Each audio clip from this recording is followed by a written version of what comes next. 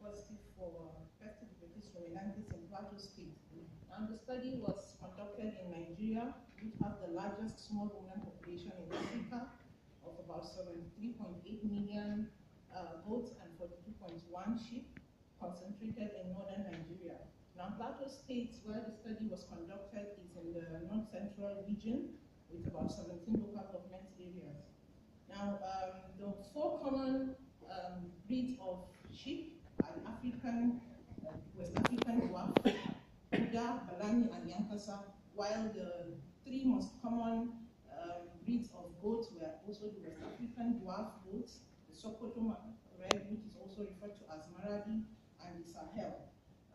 The small ruminant production plays a very important role in the Nigerian livestock production system, providing almost 35% of meat consumed by Nigerians. The effect of PPR on the small ruminant production has to do with the loss of sheep and goats due to high mortality of PPR, the indirect losses from purchase of medication during outbreak, and also unavailability of the sheep and goats when the family needs it, because most of the rural communities keep this animal as a source of livelihood. This study actually provides for a knowledge gap, such as inadequate scientific information accompanying natural outbreaks of PPR. Field cases are very important as it better gives the characterization of the pathogenicity of the circulating virus, and its understanding the pathophysiology of PPR is also of significance in clinical management of the cases. Now, the study, of course, the main objective is the clinico-pathological changes in natural outbreak. We check the changes, determination of hematological changes, serum protein, electrolyte, and biochemical changes, as well as gross and histopathological changes. Now, this is a descriptive PPR case control study, which follows a study of PPR serology and participatory epidemiology and socioeconomic survey that was conducted prior to this particular study, and then the surveillance system was activated in rural communities with community animal health workers, and then the livestock extension workers as components. So when there's a report of suspected PPR outbreak, it's being investigated. A positive sampling method was targeting the small ruminant showing clinical signs of PPR. Nasal and ocular swab were taken from sick animals to confirm PPR. Then the blood samples from PPR positive animals were taken for further laboratory evaluation. Then sheep and goats that died from PPR are submitted to the lab for necropsy. Also, apparently healthy PPR seronegative flocks were identified and sampled, and the data generated there was used as a control. Sample analysis antigen detection was done using rapid PPR antigen detection test, which uses the PPR ELISA reagent. It passed both sensitivity and specificity tests. Nasal and ocular swab were mostly used. Blood sample was analyzed using the automatic chemoanalyzer. Serum biochemical parameters were examined using spectrophotometer with appropriate kit, and of course postmortem examination was carried out on dead animals. Analysis was done using independent t-tests, implemented in statistical analysis system software, and then the significance difference was separated using total tests for comparison between PPR positive sheep and the control group. Now, from the result, a total of 303 sheep and goats were sampled from 17 communities, 160 sheep, and then 143 goats. Clinical history shows that all the animals sampled were never exposed to vaccines, they were never vaccinated. On physical examination, general signs were fever, anorexia, and conjunctivitis. Respiratory systems were also evident in most of them. Then the gastrointestinal lesions accompanying diarrhea and dehydration was also obvious.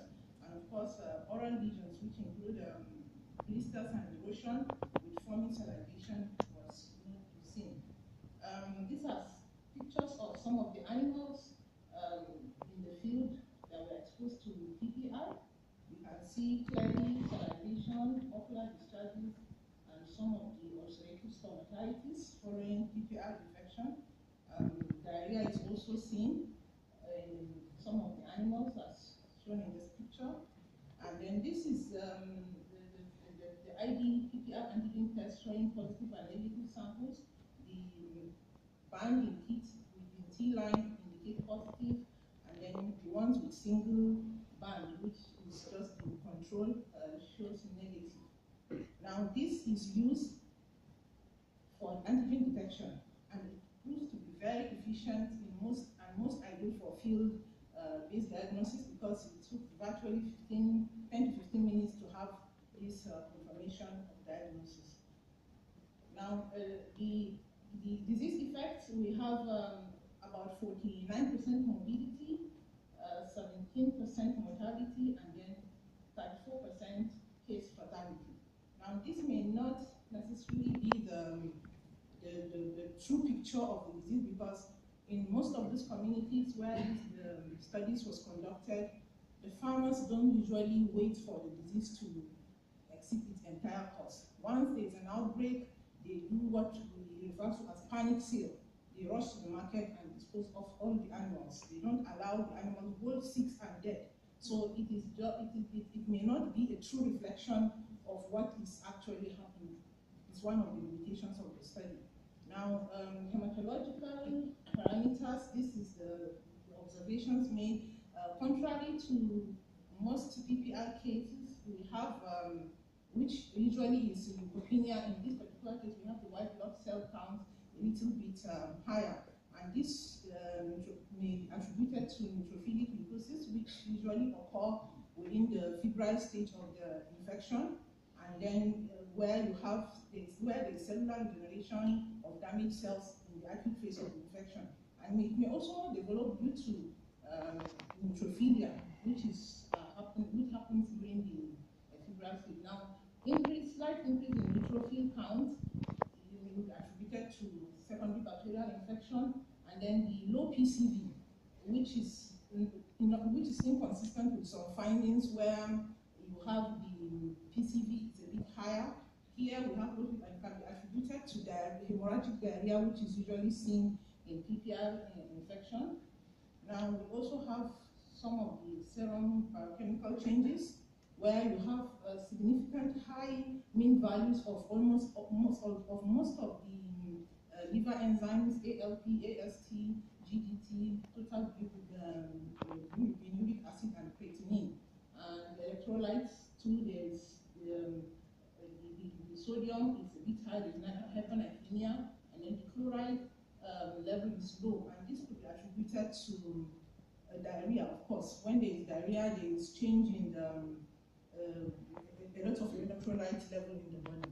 Now, those liver and kidney enzymes are actually evidence of liver and kidney damage during the disease infection.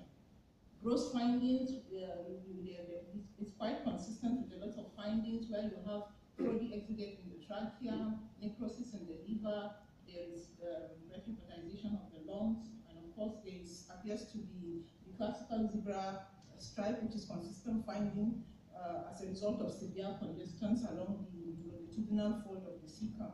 There are histopathological changes. We have tissue degeneration, necrosis, hemorrhages. We have discoloration of the epithelial cells of the large intestine. All these are evidence of the damages to organs and system during PPR infection. Now, in conclusion, the use of ID rapid test kit is quite beneficial in early detection of PPR virus. The hematological biochemical analysis of seropositive sheep and goat shows marked evidence of damage to the liver and kidney, so many of the clinical findings associated with the disease. The data provide valuable information on the management of PPR by clinicians and community animal health workers in sheep and goats. Then the gross and microscopic findings in the PPR infected sheep and goats indicate the severity and devastating impact of the disease and the potential loss in small ruminants farming. The limitation of the studies is that we are not sure if all the findings as strictly as a result of PPR. The use of multiplex PCR will have been an added advantage because it will help detect other concurrent infection. I wish to acknowledge